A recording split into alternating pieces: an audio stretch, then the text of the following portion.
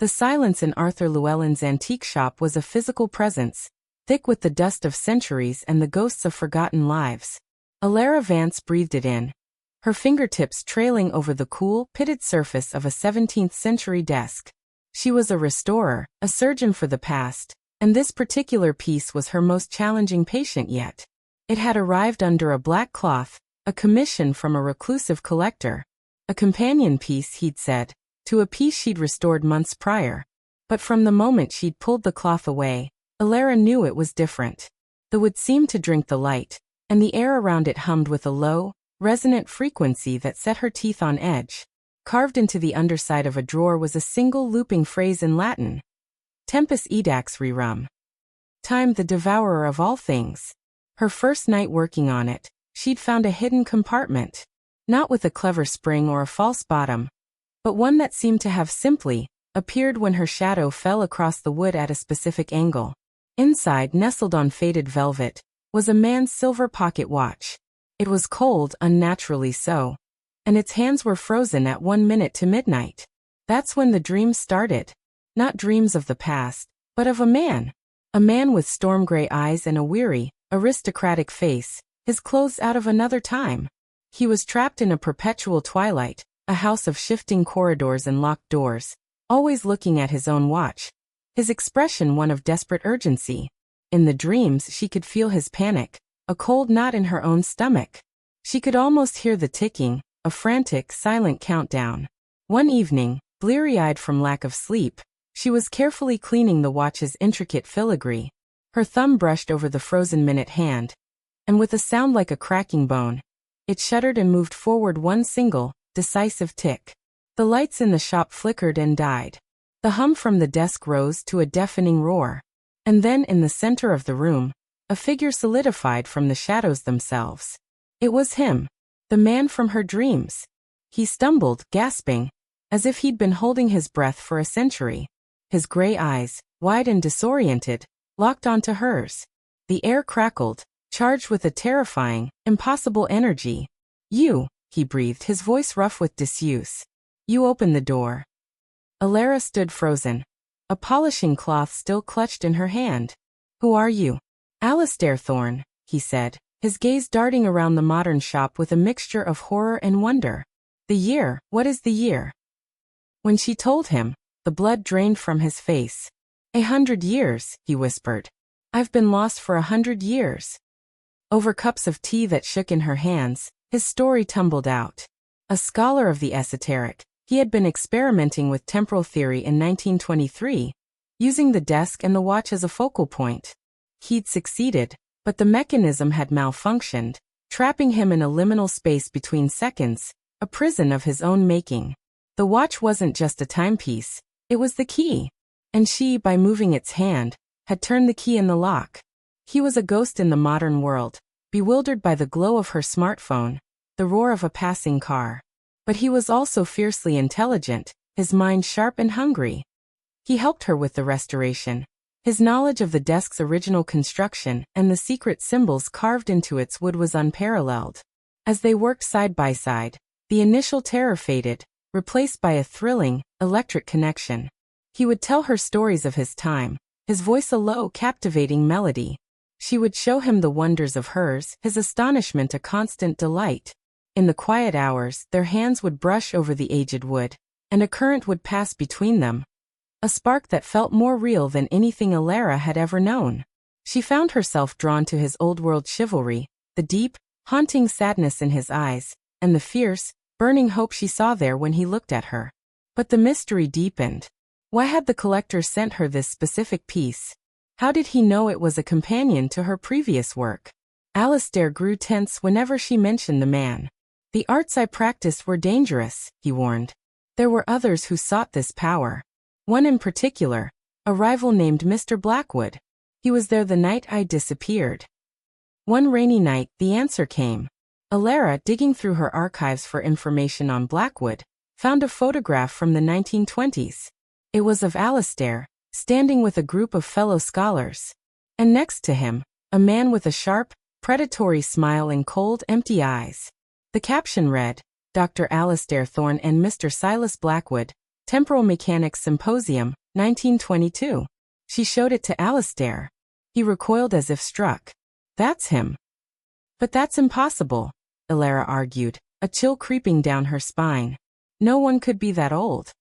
Unless, Alistair said, his voice grim, he found another way. A less noble one. He doesn't want to travel through time, Elara. He wants to consume it. To live forever by stealing the time of others. My imprisonment, it wasn't an accident. It was a theft. He siphoned my life, my years, to sustain his own. The pieces fell into place with a horrifying clarity. The reclusive collector was Silas Blackwood. He hadn't sent the desk to be restored. He'd sent it as bait. He knew Alistair's prison was weakening, that the key needed a keeper. He'd been watching Elara, testing her skills, waiting for her to find the watch and free his rival, so he could finish what he started a century ago and take the watch for himself. The shop door chimed. They both froze. It was past midnight. No one should be there. A tall, elegantly dressed man stood in the doorway, his face a mask of polite civility that didn't reach his dead, ancient eyes. It was the man from the photograph, looking not a day over 40. Good evening, Silas Blackwood said, his voice like silk over glass. I've come for my property. His gaze swept past Elara and fixed on Alistair. And to settle an old debt. Alistair stepped in front of Elara, his body rigid. The debt is mine, Blackwood. Leave her out of this. But she is very much in it, Blackwood purred, taking a step forward. He held up his hand, and the pocket watch on the workbench began to vibrate, its ticking now audible, a frantic, racing beat. She holds the key. She has the touch for the old arts. A rare talent. I have use for such talents. The air grew cold. The shadows in the corners of the shop began to writhe and stretch. Elara's heart hammered against her ribs. This was no longer a mysterious romance. It was a fight for their very existence. As Blackwood advanced, his form seemed to flicker, the well-dressed gentleman giving way to something gaunt and hungry. Alistair met his gaze, a century of fury burning in his eyes. Run, Elara, Alistair whispered. But Elara didn't run. Her hand closed around the cold silver of the watch. It was thrumming with power, with stolen time. She looked at Alistair, at the man who had stepped out of her dreams and into her heart. A man out of time who had given her a future she'd never dared imagine. She saw the truth then. The watch wasn't just a key. It was a weapon. No, she said, her voice steady as she stepped beside Alistair, their shoulders touching. She held the watch up, its face glowing with an eerie, internal light. You took his time. I think it's time we took it back. The moment Elara raised the watch, the air in the shop snapped taut. Silas Blackwood's polite facade shattered, revealing the predatory hunger beneath. His eyes, those ancient, empty wells, fixed on the glowing timepiece. Foolish girl, he hissed, the sound like dry leaves skittering over stone. You don't understand the power you hold. Give it to me, and I may let you live out your brief, insignificant life.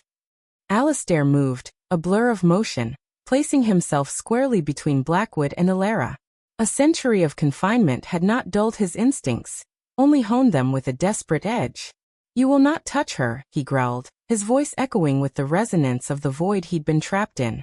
Blackwood laughed, a hollow chilling sound. He gestured, a casual flick of his wrist, and the shadows in the corner lunged. They weren't merely an absence of light. They were solid, grasping tendrils of cold darkness.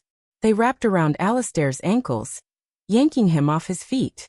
He cried out, not in pain, but in fury, as the shadows crawled up his legs, binding him.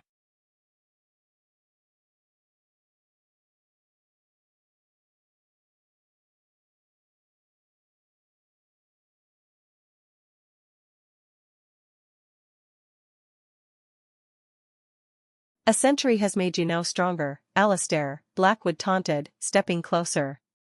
Only more brittle. Elara's mind raced. The watch was hot in her hand, its ticking a frantic bird against her palm. Take it back, she had said. But how? It wasn't a lock to be picked, it was a vortex, a heart. She remembered the Latin phrase carved into the desk, tempus edax rerum. Time, the devourer. What if it could also give back? As Blackwood reached for her, his fingers elongating, sharpening into talons of solidified shadow, Alara didn't retreat. She focused on Alistair. She pictured him not as the trapped scholar, but as the man who had looked at a smartphone with wonder, who had tasted modern chocolate with a look of pure bliss, whose hand had trembled when it first brushed against hers. She poured every memory, every fleeting touch, every whispered conversation into the watch. She didn't try to command time, she begged it. She offered it a story. The watch flared, not with a harsh light, but with a soft, golden radiance. The frantic ticking slowed, becoming a deep, resonant gong that seemed to shake the very dust from the air. Blackwood screamed, a sound of pure, undiluted agony. The light touched him, and it wasn't fire, but a relentless, accelerated entropy. The fine lines on his face deepened into crevices. His manicured hands grew gnarled and spotted. His expensive suit frayed at the seams, thinning into dust. He was experiencing in seconds what he had stolen over a century. No. My time. It's mine, he shrieked, his voice cracking and withering. He stumbled back, collapsing into a pile of rot and moth-eaten cloth that swiftly dissolved into nothingness, leaving only the scent of ozone and decay. The oppressive cold vanished. The writhing shadows retreated to their proper corners, inert once more. The bonds holding Alistair dissolved. He scrambled to his feet, his chest heaving, his eyes wide as he stared at the empty space where his nemesis had stood. Then his gaze found Alara. She stood trembling, the watch now warm and quiet in her hand, its hands moving in a slow, steady, normal rhythm. Tick. Tock. Tick. Tock. Alara, he breathed, crossing the space between them in 2 long strides. He didn't grab the watch. He took her face in his hands, his touch gentle but urgent. What did you do? I gave him back his time, she whispered, her legs finally giving way. He caught her, holding her close against his chest. She could feel the frantic beat of his heart, a real, living rhythm that synced with the ticking in her hand. It was the most thrilling sound she had ever heard. He's gone, Alistair murmured into her hair, his voice thick with emotion. Truly gone. You didn't just defeat him. You unmade him. They stayed like that for a long time, amidst the silent witnesses of the past, the storm of the supernatural having passed. The mystery was solved. The threat was vanquished. But the romance was just beginning. Weeks later, the antique shop felt different. The silence was no longer heavy with ghosts, but peaceful, filled with the soft sounds of their life together. Alistair, with his name legally resurrected through a maze of modern bureaucracy and Alara's determination, was no longer a man out of time, but a partner. In the shop, in life. He stood by the restored desk, now a beautiful, inert piece of furniture. The pocket watch lay on its surface, no longer a key or a weapon, but a memento. A promise. Alara came to stand beside him, slipping her hand into his. What will we do with it? She asked, nodding at the watch. Alistair looked down at their joined hands, then at her face, his storm-gray eyes now clear and full of a quiet, profound peace. We let it keep time, he said softly. Our time. He turned to her, his free hand coming up to cup her cheek. 100 years I spent in a shadow, waiting. I thought I was waiting for freedom. For revenge. He shook his head, a slow, wondrous smile touching his lips. I was waiting for you. His kiss was not the desperate clutch of a rescued man, but the sure, tender promise of a man who had found his future.